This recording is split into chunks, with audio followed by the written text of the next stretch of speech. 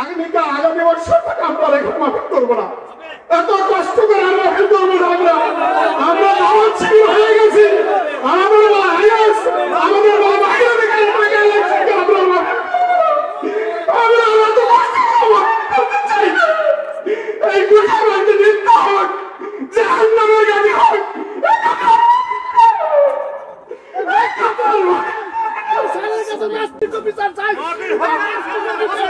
আমরা বিচার চাই। আমাদেরকে কেন এত হয়রানি করে? আমরা বিচার চাই। আমরা তাদের সাথে মারামারি করতে, আমরা এটা বিচার চাই। এলাকার যুবকেরাই আয়োজন করেছিল, যারা বুঝে হোক না বুঝে হোক বাধা দিয়েছেন। আল্লাহর কসম আপনার ঈমান ভেঙে গেছে। আপনার মতো মানুষ মারা গেলে আপনার জানাজা দেওয়া, কবরে দেওয়া বেকার। আপনি এমনিতেও জাহান্নামে যাবেন, অমনিও জাহান্নামে যাবেন। কারণ ফাআহবাতা আমালাহুম, আমলের বহু বচন আমাল। যত আমল আপনি এর আগে করেছিলেন সব আল্লাহ ভেঙে ফেলেছে, নষ্ট করে দিয়েছে, ব্যর্থ করে দিয়েছে। সূরা মুহাম্মদের প্রথম আয়াত। এরপরও যদি বলেন ফতোয়া হচ্ছে না, এদিকে আসেন, ঝড়ি কোদাল দিয়ে আপনি ফতোয়া দিচ্ছে। টিচার সহ, স্কুলের প্রধান শিক্ষক সহ উনি নিজে দেন ইউনূস স্যারের কাছে দরখাস্ত দিয়েছে যাতে সাহেবের এই যুব সমাজের মাহফিল না হয়, তাফসীর মাহফিল না হয়। ইউনূস স্যার ডাকছে, ইউনূস স্যারের কাছে বলছি স্যার মাহফিল হোক, আমাদের মাহফিলটা করতে দেন। বলছে কিভাবে করবো, একটা মাঠে দুইটা মাহফিল, দুইটা অনুষ্ঠান। পরে বলছে স্যার আমাদের একটু অনুমতি দেন। স্যার পর বলছে 4টা থেকে আপনারা ওখানে করবেন। 4টা থেকে তো আমার শীতের মধ্যে লোকজন এখানে বসে থাকতে পারবে না। ওনাদের লিফলেট দেখাইতে বলছে যে আপনাদের যে অনুষ্ঠান লিফলেট দেখান। প্রধান শিক্ষক লিফলেট দেখাইতে পারে নাই। আমাদের লিফলেট নিয়ে আমরা দাওয়া দিচ্ছি ইউনূস স্যারকে। ইউনূস স্যার অনুমতি দিচ্ছে আপনারা মাহফিল করেন। পরে আমি স্যারকে বলছি স্যার আমরা অনুষ্ঠান করবো, আমরা জায়গাটা চেঞ্জ করবো, যেহেতু আমাদের 4টা থেকে আমরা এখানে সামিয়ানা করতে পারবো না, স্টেজ করতে পারবো না। অতএব এই কারণে আমরা অনেক কষ্ট করে এটা করছি। আগামী বছর থেকে আমরা লেখা মাফিক করবো না। এত কষ্ট করে আমরা মাফিক করবো না। আমরা নামাজ শিবির হয়ে গেছি। আমাদের বাইরে থেকে আমরা এত কষ্ট করতে চাই না। এই গুজরাটে নিন্দা হোক, জাহান্নামের গাড়ি হোক,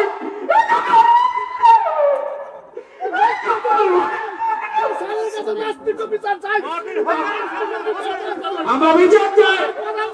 আমাদেরকে কেন এত হয়রানি করে? আমরা বিচার চাই। আমরা তাদের সাথে মারামারি করতে, আমরা এটা বিচার চাই। আমাদের তো দিতে আছে, আমাদের কেন যন্ত্রণা দেওয়া হয়, কেন আমরা দূর পাই, এই বিচার আমরা চাই। আমাদের এগুলা আমরা এই 7 বছরে কোনোদিন বলি নাই, আজকে বললাম। আমাদের বুকের ভিতরে খুব ছিল, খুব ধরে রাখতে পারিনি, এই জন্য বললাম।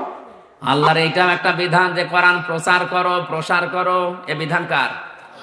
এই দিকে তাকে এলাকার যুবকেরাই আয়োজন করেছিল, যারা বুঝে হোক না বুঝে হোক বাধা দিয়েছেন। আল্লাহর কসম আপনার ঈমান ভেঙে গেছে। আপনার মতো মানুষ মারা গেলে আপনার জানাজা দেওয়া, কবরে দেওয়া বেকার। আপনি এমনিতেও জাহান্নামে যাবেন, অমনিও জাহান্নামে যাবেন। কারণ ফাআহবাতা আমালাহুম, আমলের বহু বচন আমাল। যত আমল আপনি এর আগে করেছিলেন সব আল্লাহ ভেঙে ফেলেছে, নষ্ট করে দিয়েছে, ব্যর্থ করে দিয়েছে। সূরা মুহাম্মদের প্রথম আয়াত। এরপরও যদি বলেন ফতোয়া হচ্ছে না, এদিকে আসেন, ঝড়ি কোদাল দিয়ে আপনি ফতোয়া দিচ্ছে।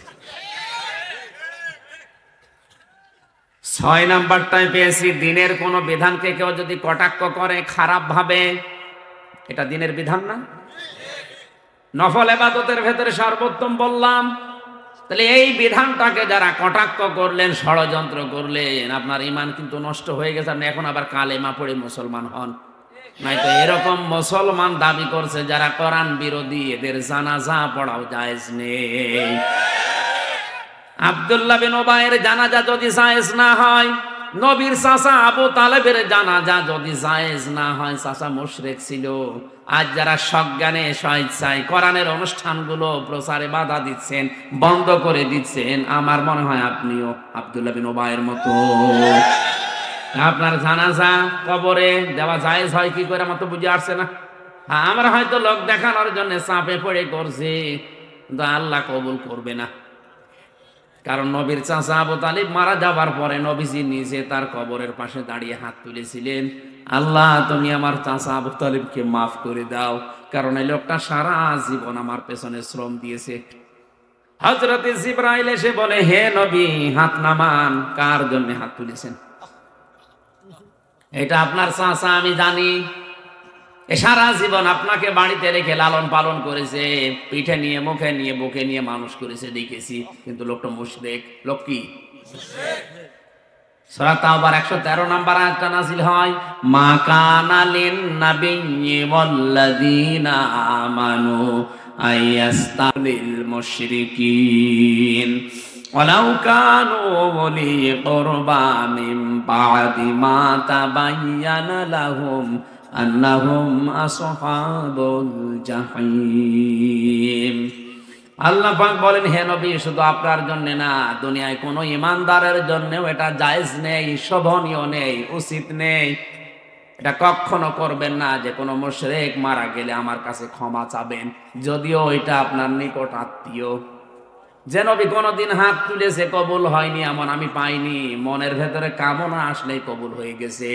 সেই নবী হাত তুলে বসে আছে, আল্লাহ হাত ফেরত দিচ্ছে। চাচা মুশরিক, আর আমাদের চাচা টাটকা মুশরিক, মরে যাচ্ছে। 5টা 10টা গরু জবাই করে হুজুর দিয়ে দোয়া করে মনে করছে জান্নাত পেয়ে বসে আছে। জান্নাত, ও জাহান্নামও যাবে কিনা আল্লাহ জানে। আপনার বিবেকে কি বলে বলেন? নবীজির চাচাকে যদি আল্লাহ আয়াত নাজিল করে সতর্ক করে, আর হামজার চাচার কোনো সিরিয়াল আছে?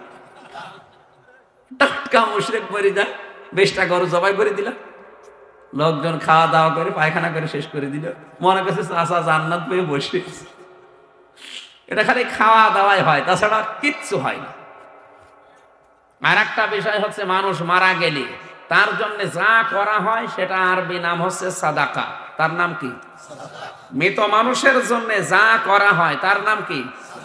আরো জোরে, জোর হইল না, আর একবার বলেন। সাদকার মাল খাওয়া জায়েজ আছে, শুধু এতিম মিসকিন গরিব অসহায় এদের জন্য। এই মাসলাকে আমি বানালাম, বলেন না কেন? তাহলে সাদকার মাল খাবে তারা যারা এতিম মিসকিন অসহায় গরিব। অথচ 10,000 মানুষের আয়োজন করলেন, চাচা মরে গেছে এই কারণে। যারা আসতেছে 5,000 গাড়ি নিয়ে আসতেছে, উনি মরণের খাবার খান। ও কি এতিম? ও কি অসহায়? ওরে খাওয়ালে আপনার খানা কবুল হবে? যাদের খাওয়া দরকার ওরা কিন্তু ভাগে খুব কম পায়, শেষে একটা পায় কি না পায়, থালা নিয়ে আসে, থালা বাড়ি দিতে দিতে বাড়ি চলে যায়। আর যাদের খাবারের জীবনে কোনো অভাব নেই, মরণের খাওয়া খায়।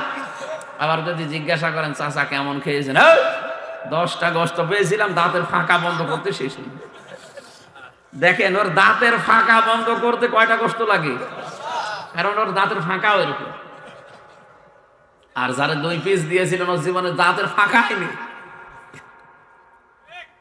এইগুলো বন্ধ করেন, আপনি বেকার ধোকা খাচ্ছেন। হ্যাঁ, আমাদের কিছু খাবার দাবার হচ্ছে, আপনার কিছু হচ্ছে।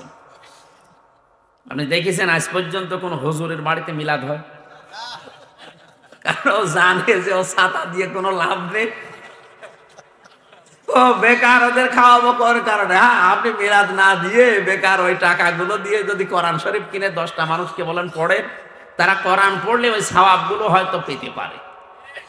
কথা বুঝতেছে? কেউ লেখাপড়া করতে পারছে না, তারা 2,000 টাকা দিয়ে বলেন যে এই যে বই কিনে নাও।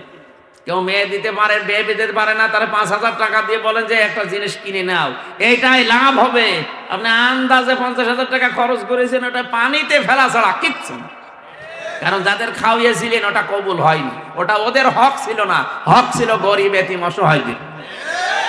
মাসলাটা বলে দিলাম, এখন আপনি কি করবেন দেখেন। আমরা যারা আলেম হুজুর আছি শুধু মিলাদ পড়িয়ে বেড়াই, আমরা নিজেরা মিলাদ কোনোদিন দেই না। আমার মিলাদ দেওয়ার দরকার নেই, আমার মিলাদের চাইতে বড় মিলাদ বসে আছে আমার বাড়িতে। সব চাইতে বড় পীর আপনার জন্য আপনার মা আর বাবা। এই 2 জন যদি দোয়া করে, নবীজি বলেন আল্লাহর আরশ পর্যন্ত যেতে আর কোনো বাধা নেই, যদি সাইজ দোয়া হয়। নবীজি বলেন কোন মার বাবা যদি মন থেকে কোনো দোয়া করে ওটা সরাসরি আরশে যে ধাক্কা খায়, যতক্ষণ পর্যন্ত দোয়াটা কবুল না হয় আরশ তখন কাঁপতে থাকে। আল্লাহ পাক বলেন থামো, জবাব আসে আল্লাহ, বাংলাদেশ নামে একটা দেশ আছে, গাজীপুর জেলার জহির নামে একটা লোকের জন্য তার মা দোয়া করেছে, যতক্ষণ পর্যন্ত জায়েজ দোয়াটা কবুল না হবে ততক্ষণ পর্যন্ত আমি কাঁপা বন্ধ হব না।